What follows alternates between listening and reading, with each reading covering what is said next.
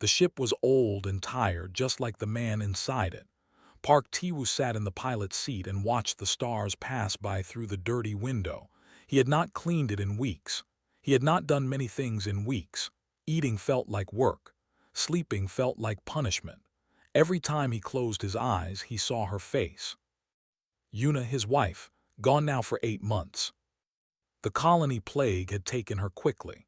That was what the doctors said, as if speed was supposed to make death easier. One day she was laughing at his bad jokes. The next day she was coughing blood. 3 days later, Tiwu was standing alone at her funeral, watching her body turn to ash under an alien sun. He had tried to keep going after that. He really had. But the United Terran Fleet did not want a broken man. When he refused a direct order during a rescue mission, an order that would have left civilians to die, they gave him a choice. Resign quietly or face a military court. He chose to walk away. Now he was flying to the edge of known space, to a place nobody wanted. Outpost Sigma 7. The name meant nothing to most people. It was just another abandoned alien station on a forgotten moon. The Valori had built it thousands of years ago, before humans even learned to make fire. Then they vanished like smoke in the wind. Nobody knew why. Nobody really cared anymore. Tiwu had spent his last savings on the rights to the station. It was cheap because nothing of value remained there. Scavengers had picked through it years ago, taking anything useful. What was left was just empty rooms and dead machines. Perfect, Tiwu thought. A dead place for a dead man. The moon appeared on his screen. It was gray and lifeless, covered in dust and rocks. No atmosphere, no water, no reason for anyone to visit. The outpost sat in a crater near the northern pole, a dark shape against the gray ground. Tiwu landed his ship beside the main entrance. The airlock was still working, which was good. He put on his suit and walked outside. The silence was complete. No wind, no sound, just his own breathing inside the helmet. He stood there for a long moment, looking at the station. It was huge, much bigger than he expected. Black metal walls rose high above him, covered in strange patterns that might have been writing or might have been decoration.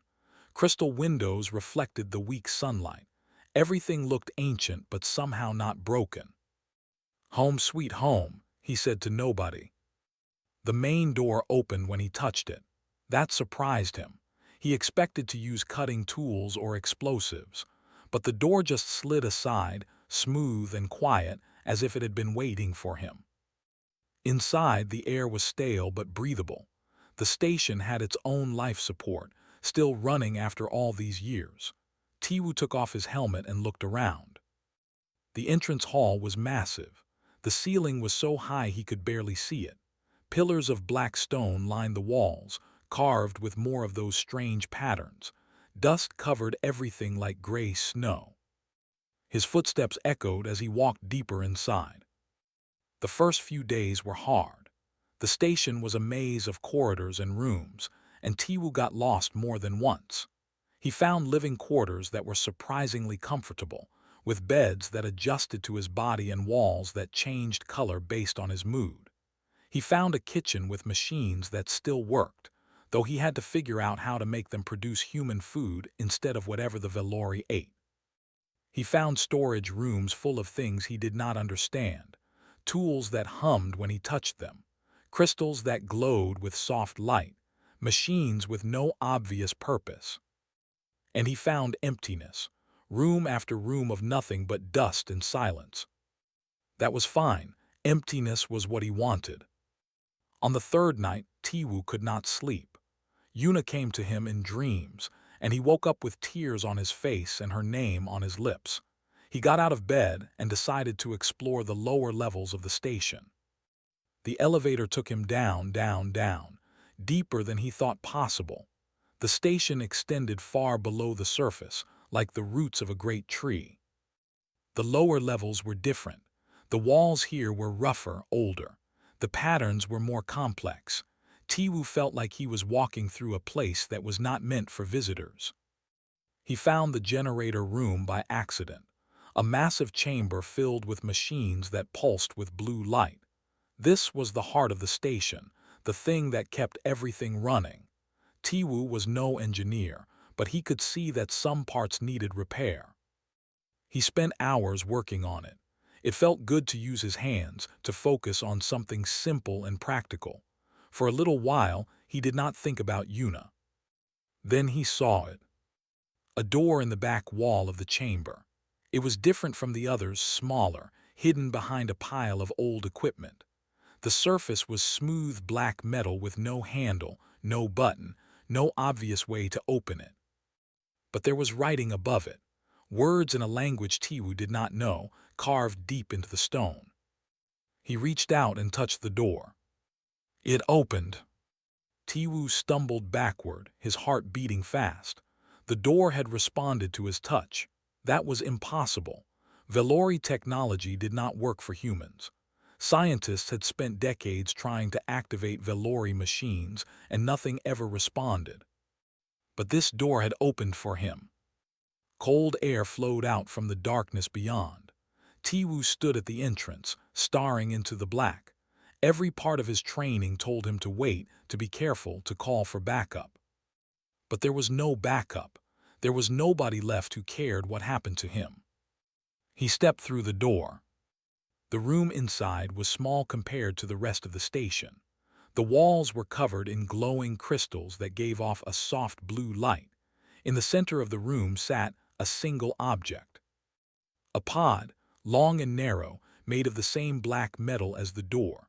The surface was covered in frost, and lights blinked slowly on a panel at one end. Tiwu walked closer. Through the frost he could see a shape inside, a figure, a body. He wiped the frost away with his sleeve. A face looked back at him, pale skin, delicate features, eyes closed in sleep. Not human but close, so close. Velori. Tiwu's breath caught in his throat. Every scientist in the galaxy would kill to be standing where he stood. The Velori had been gone for 3,000 years. All that remained of them were ruins and bones. But here in this hidden room, one of them was still alive. The panel showed bio readings, weak but steady, a heartbeat, brain activity, life. Tiwu looked at the sleeping face. He thought about calling Earth, about reporting his discovery. He would be famous. He would be rich. But then he thought about what would happen to her. The scientists would come. They would study her, test her, take her apart piece by piece to learn her secrets. She would become a thing, not a person. Tiwu knew what it felt like to be treated like a thing. He made his decision. He would wake her up. Tiwu did not sleep for 11 days. The stasis pod was a puzzle made of technology he did not understand. Every wire, every circuit, every glowing crystal was a mystery, but Tiwu had always been good at solving problems. In the fleet, they called him stubborn. His wife had called him impossible. He preferred the word determined. He started by studying the pod. He watched the blinking lights. He learned their patterns. Some meant power, some meant temperature, some meant things he could only guess at. The bio readings worried him most. The heartbeat was slow, too slow, and it was getting slower every day. Whatever kept the Velori woman alive for 3,000 years was finally running out of power. He had to work fast. The station's database helped a little. Tiwu found old files about Velori technology, written by scientists who had studied other ruins. Most of it was guesses and theories, but some of it was useful. He learned that Velori machines ran on crystal power cells. He learned that they responded to biological signals, though nobody knew which signals or why. He spent days searching the station for spare parts. He found crystal cells in storage rooms, still charged after all these years.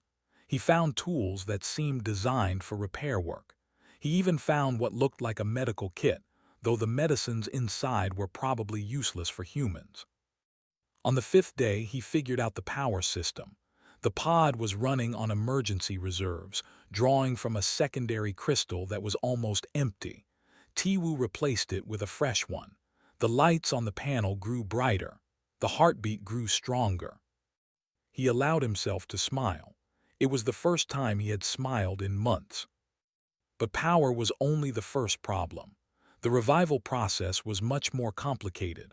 The pod had safety systems that prevented accidental awakening. Tiwu had to disable them one by one, carefully, without triggering any alarms. He made mistakes. On the seventh day, he touched the wrong wire and the whole pod shut down for 6 terrifying hours. He sat in the dark room, convinced that he had killed her, until the backup systems finally kicked in and the lights came back on.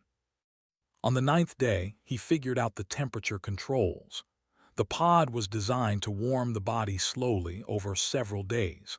But Tiwu did not have days. He adjusted the settings, pushing the limits of what the system could handle. On the 10th day, he solved the final puzzle. The revival sequence needed authorization, a code or a signal or something that proved the user had the right to wake the sleeper. Tiwu had neither. But he noticed something strange. When he touched the control panel, the lights flickered in a certain way. When he pulled his hand back, they flickered differently. The machine was responding to him somehow. He pressed his whole palm against the panel. The lights went crazy. Colors flashed across the surface. The machine hummed and buzzed and made sounds he had never heard before. Then a single word appeared on the display, written in symbols that slowly shifted into letters he could read. Accepted. Tiwu did not understand. He was human. His biology was completely different from the Velori. There was no reason the machine should accept him.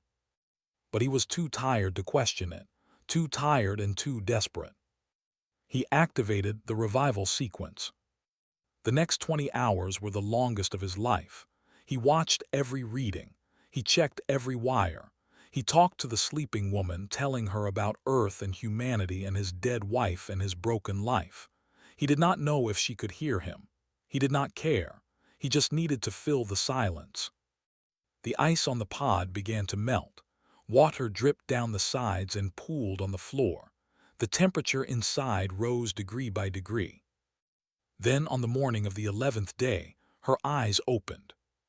They were silver, pale silver like moonlight on water. They stared at the ceiling without seeing, unfocused and confused. The pod made a hissing sound. The lid began to rise. Tiwu stood back, giving her space. His heart was pounding so hard he could feel it in his throat. The Velori woman sat up slowly. Her movements were weak and uncertain, like a newborn animal trying to stand for the first time. She was tall, Tiwu noticed, taller than him. Her skin was pale blue, almost white. Her hair was long and dark, falling around her shoulders like a curtain. She looked at him. Her silver eyes were the most beautiful and the most frightening thing Tiwu had ever seen. They held intelligence, depth, and something else, something ancient. She spoke. The words were sounds that Tiwu's brain could not process. They slid past his understanding like water through fingers. He had a translator implant, standard equipment for fleet personnel, but it struggled to keep up. He waited. The woman spoke again, slower this time. The translator caught fragments, sleep, long time. Yes, Tiwu said. You were asleep for a very long time, 3,000 years. Her eyes widened. 3,000. The words came through clearer now, the translator learning her language. 3,000 years. She looked around the room, at the walls, at the crystals, at the human standing before her. Where, she said, where are the others?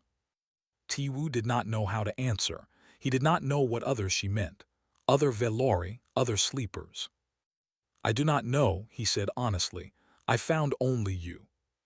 Something passed across her face. Grief, maybe, or fear. She closed her eyes and was silent for a long moment. When she opened them again, she looked at Tiwu with new focus. She studied him the way he had studied the pod, examining every detail. You, she said, what are you? Human, Tiwu replied. I am a human. She repeated the word, human. Then she said something else, something the translator rendered as not possible. "We exist," Tiwu said. "We have existed for a long time now. We found your station. We found you." She shook her head, "Not like that." The words came slowly, painfully. "You are not supposed to exist yet, not for another 1,000 years." Tiwu felt cold. "What do you mean?" The woman tried to stand. Her legs would not support her. Tiwu moved forward without thinking and caught her before she fell. She was light, lighter than she looked. Her skin was cool against his hands. She looked up at him. So close now, he could see patterns in her silver eyes, like stars arranged in constellations. "My name is Saren," she said. "I am a keeper. I was left behind to wait and to warn." "Warn about what?" Saren's grip tightened on his arm. Her voice dropped to a whisper. "They are coming. They always come. When a species grows bright enough to be seen, they come, and they consume everything." Tiwu helped her sit on the edge of the pod. He gave her water from his pack. She drank slowly, her hands shaking. "Who?" he asked. "Who is coming?" She looked at him with those ancient silver eyes, eyes that had seen civilizations rise and fall, eyes that held memories of things humans could not imagine. "We called them the Hollow," she said, "because that is what they leave behind. Hollow worlds, empty space, nothing but darkness where life used to be." She set down the water. Her hands had stopped shaking. When she spoke again, her voice was stronger. "They destroyed us, human, the Velori who built empires across 1,000 stars. They tore us apart like paper. We tried to fight. We tried to run. In the end, we tried to hide, to sleep through the darkness and wake when it passed." She gestured at the room around them. "I was supposed to wait, to watch, to be here when the next species arose so I could warn them, so they would not make our mistakes." Saren stood again, this time managing to support herself. She walked to the wall and touched the glowing crystals.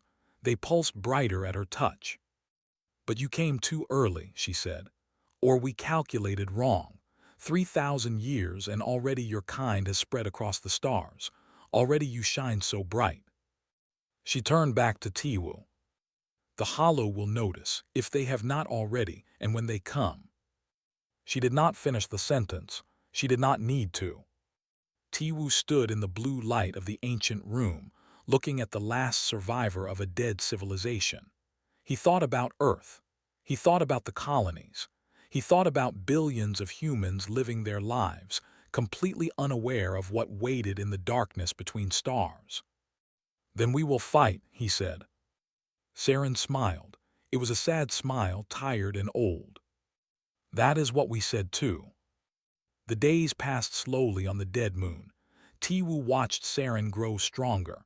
Her legs found their balance. Her voice grew clear. Her silver eyes lost their confusion and became sharp, focused, full of purpose. She ate little. Human food was strange to her, but she managed to keep down simple things like bread and soup. Tiwu learned to cook meals that did not make her sick. It gave him something to do besides worry. They talked for hours every day. Saren asked questions about humanity, about Earth, about their ships and weapons and technology. Tiwu answered as best he could. He was a soldier, not a scientist, but he knew enough to give her a general picture. She listened carefully to everything he said. Sometimes she nodded.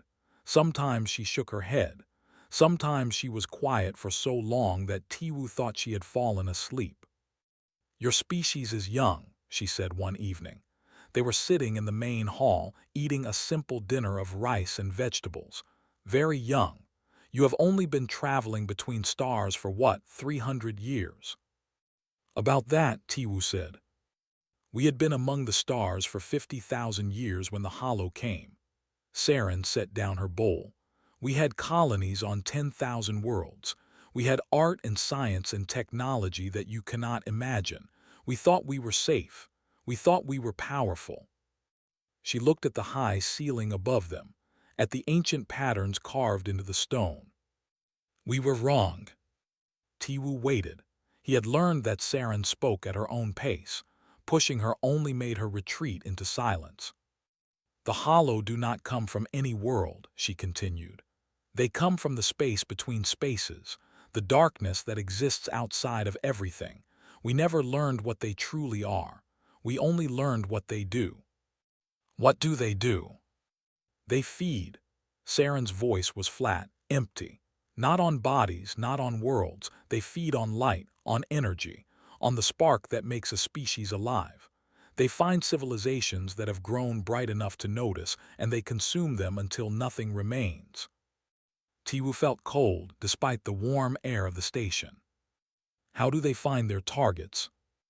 We never fully understood, but we learned that certain things attract their attention. Great works of technology, powerful energy signatures, anything that stands out against the darkness of space. Saren looked at him. Your species has been broadcasting signals into the void since you first discovered radio. Every transmission, every ship, every colony, they are all beacons, calling out to things that listen. Billions of transmissions, Tiwu said quietly, every day. Yes, Saren stood and walked to the window. Outside, the stars burned cold and distant. The hollow may already know about humanity. They may be watching right now, waiting until you grow bright enough to be worth harvesting, or they may already be on their way. How long do we have? I do not know. The cycles are long. Thousands of years sometimes pass between their visits to this part of the galaxy, but they always return. Always. Tiwu joined her at the window. His reflection stared back at him, tired and thin. You said the Velori tried to fight. What happened? Saren was quiet for a moment. When she spoke, her voice was heavy with old pain. At first, we did not believe the warnings. Reports came from distant colonies about strange ships, about stations going silent, about entire worlds going dark. But the Velori Empire was vast.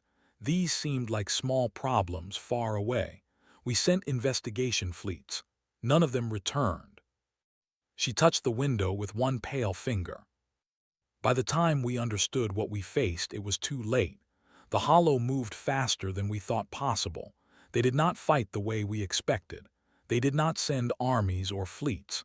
They sent shadows, things that slipped through our defenses like smoke through fingers, things that turned our own technology against us. What do you mean? The hollow are connected, not like your computer networks, deeper than that. They share one mind, one will, one hunger, and they can extend that connection to anything with enough complexity. Our ships began to turn on us. Our stations stopped responding. Our own machines became weapons against us. Tiwu thought about human ships, about the computers that controlled everything from life support to weapons, about how dependent humanity had become on technology they barely understood. We fought back, Saren continued. Some of us at least. We discovered that the hollow connection could be disrupted. Certain frequencies, certain energy patterns, they caused pain to the hollow, broke their link with each other. One of our scientists developed a signal that could sever their connection completely. Hope flickered in Tiwu's chest. Did it work? Partially. Saren turned away from the window. The signal worked, but it required enormous power to broadcast across any useful distance. We built transmitters on 100 worlds. We prepared to fight back. She walked to a console on the wall and pressed several buttons. A holographic image appeared in the air, showing a star map dotted with lights. These were the transmitters, she said, each one capable of disrupting the hollow across an entire star system. Together, they could have pushed the hollow back, given us time to develop better weapons. The lights on the map began to go out, one by one. The hollow knew. Somehow they always knew. They struck the transmitters before we could activate them. They destroyed our fleets. They hunted our scientists. Within a single generation, the Velori Empire fell from 10,000 worlds to less than 100. The map was nearly dark now. Only a handful of lights remained. We made a choice, Saren said. The survivors, those of us who remained, we decided that we could not defeat the hollow. Not then. Perhaps not ever, but we could endure. We scattered ourselves across time, hiding in stasis pods like the one you found me in. We hoped that if we waited long enough, the hollow would move on, that we could wake up and start again. Did it work? Saren turned off the hologram. Darkness filled the space where the stars had been. I do not know. I was supposed to be awakened by others of my kind, keepers like myself who would tell me when it was safe, but no one came. For 3,000 years no one came. Her silver eyes met his. I think I am the last. The weight of her words hung in the air. Tiwu thought about what it meant to be truly alone, to be the last of your kind in a universe that had forgotten you existed. He knew something about loneliness, about loss, but not like this, never like this. The signal, he said finally, the one that could disrupt the hollow, do you still have it? Saren nodded slowly. The data is stored in the station's archives. The complete frequency, the power requirements, everything. It was the greatest weapon we ever created, and it was never truly used. Then we use it now. Tiwu felt something he had not felt in months, purpose, direction, a reason to keep going. We take your signal, we combine it with human technology, we prepare for the hollow before they arrive. Saren shook her head. You do not understand. The signal only works at close range unless you have enormous power. To broadcast it across human space, you would need energy sources that do not exist, ships that have not been built, technology that humanity has not invented. Then we invented. It took the Velari 2,000 years to develop the transmitter network, and we were far more advanced then. We are not the Velari. Tiwu's voice was harder now, stronger. We do things differently. We do not wait for permission. We do not follow the proper steps. When we need something, we find a way to make it happen, even when it should be impossible. Saren studied him. Her silver eyes were unreadable. Your kind wages war against logic itself, she said softly. I have seen it in your history. You accomplish things that should not be possible, simply because you refuse to accept that they are impossible. Is that a bad thing? Saren almost smiled, almost. No, she said. Perhaps it is exactly what the universe needs. She walked back to the console and began pressing buttons. New images appeared, flowing across the walls like rivers of light. Diagrams, equations, blueprints. This is everything, she said. Everything the Velari knew about the hollow, everything we learned before the end. I give it to you, Park Tiwu. Use it, share it with your people, and pray that human stubbornness is enough to save your species. Tiwu looked at the flood of information surrounding him. Secrets that had been buried for 3,000 years. Knowledge that could change everything. It will be enough, he said. It has to be. The message went out across human space. Tiwu sent it himself, using the station's old communication array boosted by his ship's transmitter. He did not try to contact the government or the military. They would not listen to a disgraced officer hiding in an abandoned alien ruin. Instead, he contacted people he trusted, old friends from the fleet, scientists who had been pushed out for asking too many questions, soldiers who had been cast aside for having too much honor. Kang Jinho arrived first. He came in a ship that looked like it was held together by tape and prayers. But when Tiwu met him at the airlock, Jinho looked exactly the same as he had 10 years ago. Short gray hair, scarred face, eyes that missed nothing. You look terrible, Jinho said. You look old, Tiwu replied. They embraced like brothers. Jinho had been Tiwu's commanding officer during the border wars. They had saved each other's lives more times than either could count.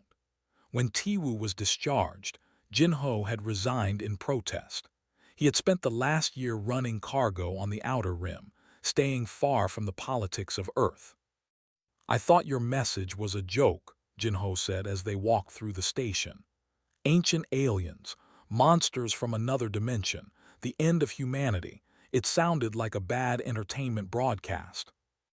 And yet you came. You never lie, Jinho shrugged. Besides, I was bored. He met Saren that evening.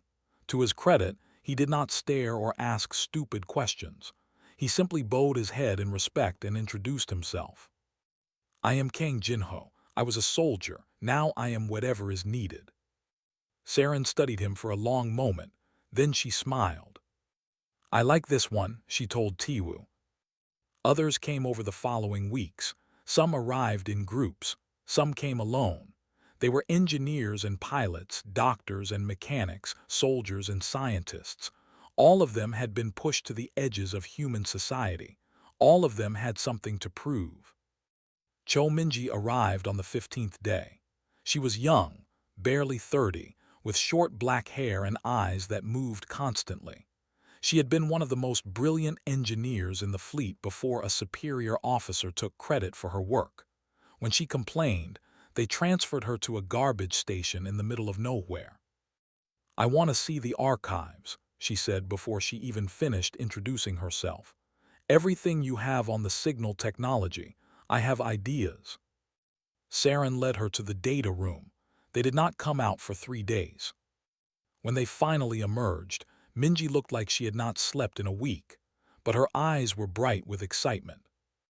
I can do it, she said. I can build a transmitter. The group gathered in the main hall. There were 23 of them now, sitting on crates and old chairs and pieces of alien furniture. Tiwu stood at the front with Saren and Minji. The original Velori transmitters required dedicated power stations, Minji explained.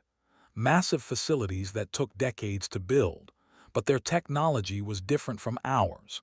They used crystal power cells, which are stable but slow to generate energy. We use fusion reactors. She pulled up a holographic display showing a design she had created. If we combine Velori signal technology with human power systems, we can create something smaller, more portable, less powerful but much faster to build. How much smaller? Jinho asked. Small enough to fit in a ship. Minji zoomed in on the design. Each transmitter would have limited range, maybe a few million kilometers.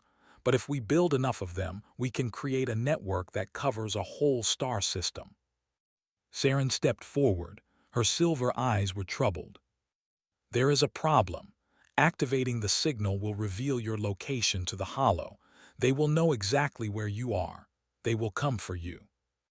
Let them come, said a voice from the back of the room.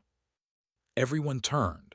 A man stood in the doorway, dust covering his clothes from a recent landing. He was tall and broad, with a face that looked like it had been carved from stone. Park Diho, Tiwu's brother. Tiwu had not seen him in 5 years. Not since their father's funeral, when they had argued about things that seemed so important at the time and so meaningless now. Diho had blamed Tiwu for abandoning the family. Tiwu had blamed Diho for never trying to understand. They had not spoken since. What are you doing here? Tiwu asked. I got your message. Diho walked into the room, his boots heavy on the stone floor. You asked for engineers. I am an engineer. You work for the government. You terraform planets for the colonial authority. I did, until I told my supervisors about your message and they told me I was crazy. Diho stopped in front of his brother. They said you were a disgraced soldier chasing alien ghosts. They said I should forget I ever heard from you. And you came anyway. Diho's jaw tightened. You are my brother. You are many things, but you are not a liar and you are not crazy. If you say the end is coming, then I believe you. They stood there for a long moment, 2 brothers with years of silence between them. Then Diho reached out and put his hand on Tiwu's shoulder. I am sorry, he said. For the things I said, for staying away, I was wrong. Tiwu felt something crack inside him, something that had been frozen since Yuna died. I was wrong too, he said. The room was quiet as the brothers embraced. Then Jinho cleared his throat. Very touching. Now can we get back to saving humanity? Everyone laughed, even Saren, though she probably did not understand the joke. Diho joined the engineering team. His experience with terraforming technology proved valuable. He knew how to work with massive power systems, how to build things that could survive harsh environments, how to solve problems that seemed impossible. Within 3 months, they had a working prototype. It was ugly, a mess of human circuits and Velori crystals held together by welded metal and hope. But when they turned it on, it worked. The signal pulsed out into space, invisible and silent to human instruments but carrying the frequency that had once made the hollow scream.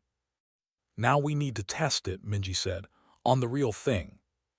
"We cannot call the hollow here," Saren warned. "If they come before we are ready, they will destroy everything." "We do not need to call them," Tiwu said. He had been thinking about this for weeks. "We need to be ready when they come on their own, and they will come. You said yourself that humanity is already too bright to ignore." "He is right," Jinho added. "We are not hunters, we are defenders. We build our walls and we wait." The decision was made. They would send word to Earth again, this time with proof, with the Velori archives, with Saren herself as a witness. They would warn humanity about what was coming and give them the tools to survive. Tiwu wrote the message himself. He included everything: the history of the Velori, the nature of the hollow, the technology for the signal transmitters, and a simple request for help. Most governments ignored it. Most but not all. A few military commanders listened. A few scientists believed. A few private companies saw opportunity in saving the world. Ships began to arrive at Sigma 7. Not many at first, but more every week.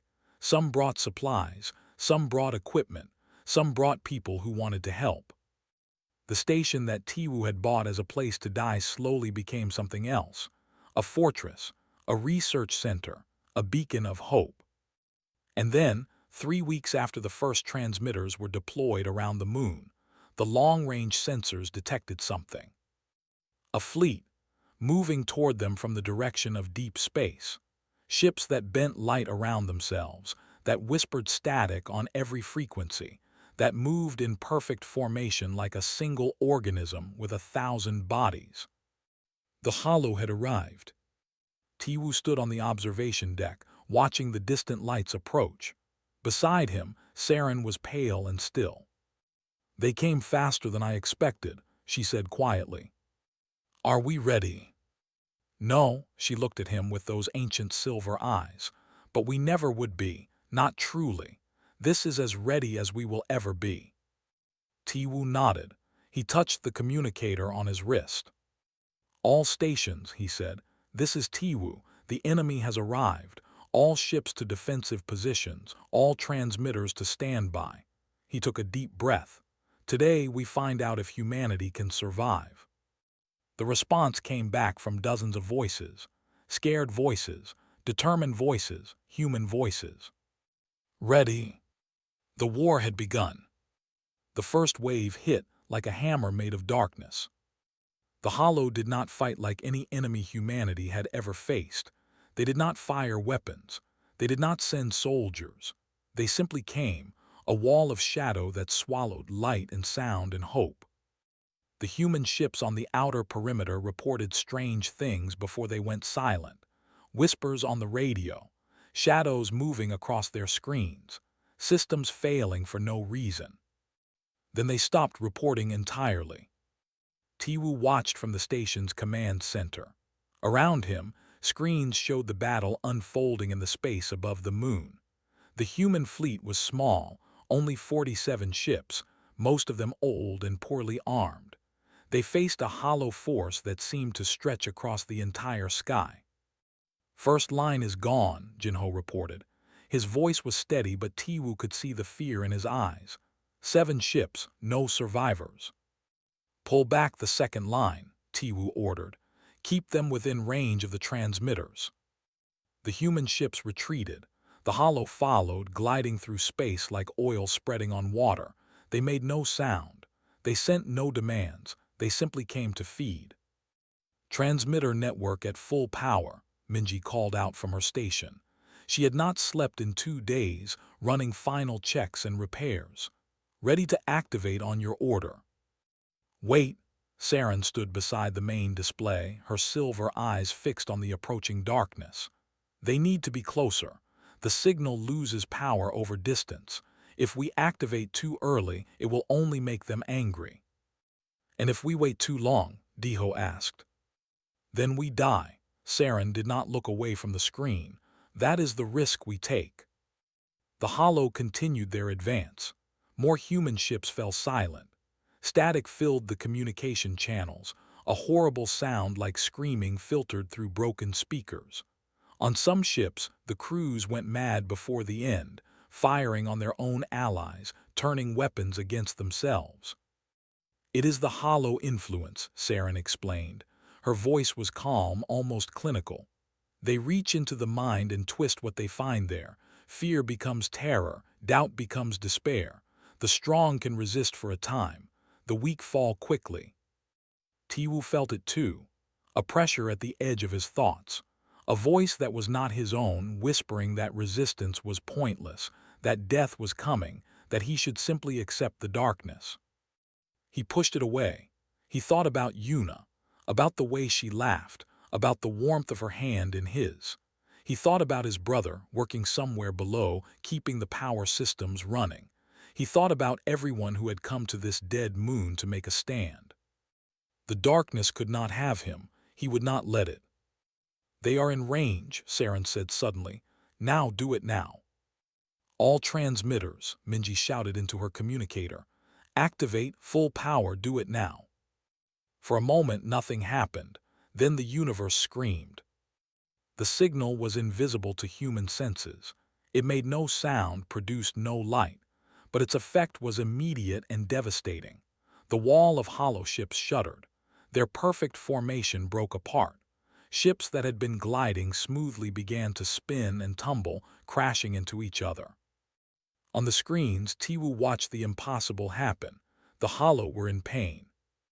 It is working, Jinho breathed. By all the stars, it is actually working. The human fleet surged forward. Now, with the hollow connection broken, their weapons could find targets. Missiles struck shadow ships and tore them apart. Energy beams carved through darkness and found something solid underneath. The hollow were not invincible. They could bleed. They could die. But they were not beaten yet. A portion of the hollow fleet broke away from the main battle.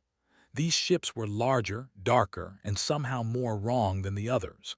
They moved against the signal's effect, pushing through the pain toward the source.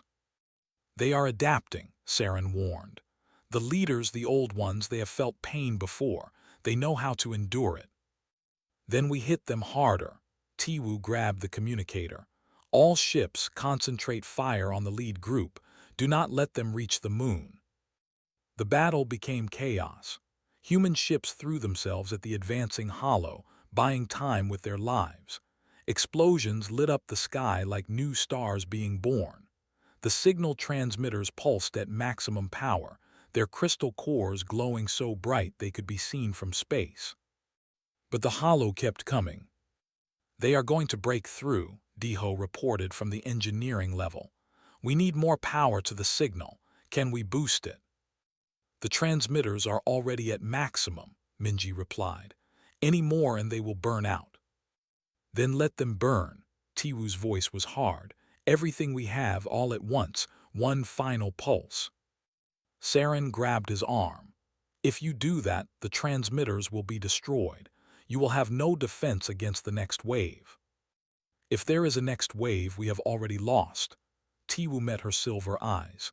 This is our chance, right here, right now. We either win or we die. There is no middle ground.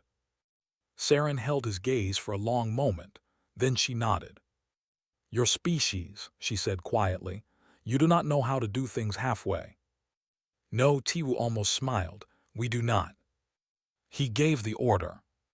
Every transmitter around the moon fired at once. The signal that had been a constant hum became a roar. The crystals at the heart of each device glowed white-hot, brighter than stars, burning themselves out in a final desperate burst of power. The effect on the Hollow was catastrophic. The lead ship stopped moving. They hung in space, frozen, as if struck by some invisible hand. Then they began to come apart, not exploding, not breaking, but dissolving. The shadows that made up their forms scattered like smoke in wind, blown away by the force of the signal. The remaining Hollow fleet turned and ran. Tiwu watched them go. Those ships that could still move fled toward deep space, abandoning their frozen comrades, retreating from the small moon that had dared to fight back. Within minutes they were gone, swallowed by the darkness between stars. The command center was silent. Nobody moved, nobody breathed. Then Jinho started laughing. It was a wild sound, half joy and half madness, and it spread through the room like fire. Others joined in, hugging each other, crying, screaming with relief. They had won. Against all odds, against an enemy that had destroyed civilizations, they had won. Tiwu did not celebrate. He walked to the observation window and looked out at the battlefield. Wreckage floated everywhere, human ships and Hollow ships tangled together, debris scattered across thousands of kilometers. So many dead, so many sacrificed. But humanity survived. Saren joined him at the window. Her face was pale, exhausted, but there was something new in her silver eyes, something that might have been hope. "In all my years," she said softly, "in all the history of my people, I have never seen anything like what happened today." The signal worked. The signal helped, but that is not what won the battle. She turned to face him. Your ships threw themselves at the enemy, knowing they would die. Your people fought through madness and terror, refusing to surrender. Your species looked at the darkness and simply refused to be afraid.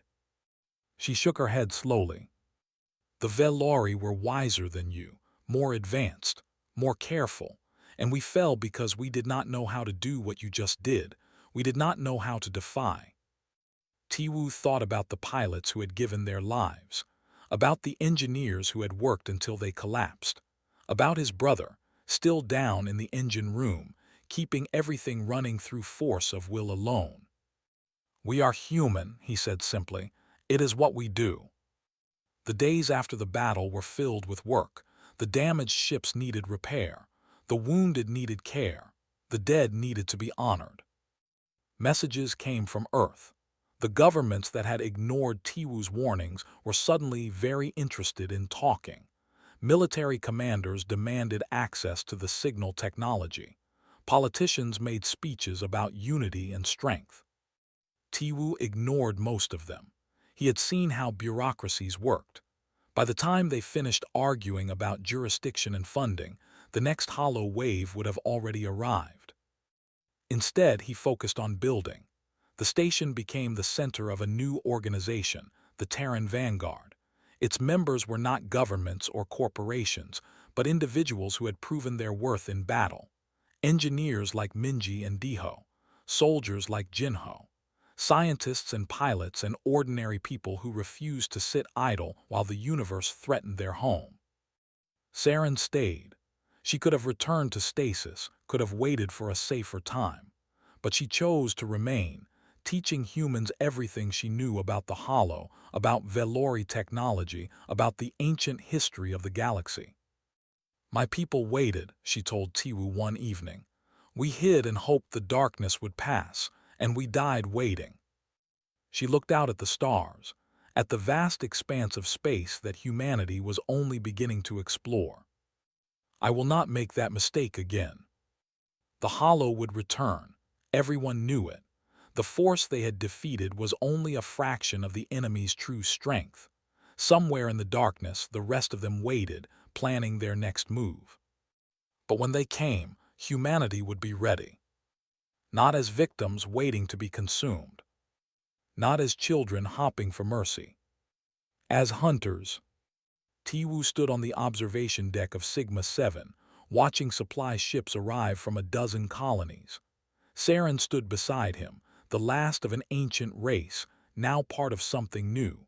Behind them, the station hummed with activity, with life, with purpose. He thought about Yuna, about the man he had been when he first came to this dead moon, about the man he had become. He had come here to die. Instead, he had found a reason to live. The Hollow will come back stronger next time, Saren said quietly. I know. They have destroyed 1,000 civilizations. They will not give up because of one defeat. I know. She looked at him with those ancient silver eyes. Are you afraid? Tiwu considered the question.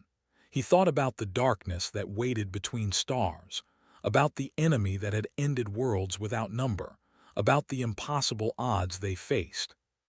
Then he smiled. No, he said, I am human, and humans do not know how to be afraid of the dark. Above them, the stars burned cold and bright, watching over a species that refused to die. The war was just beginning.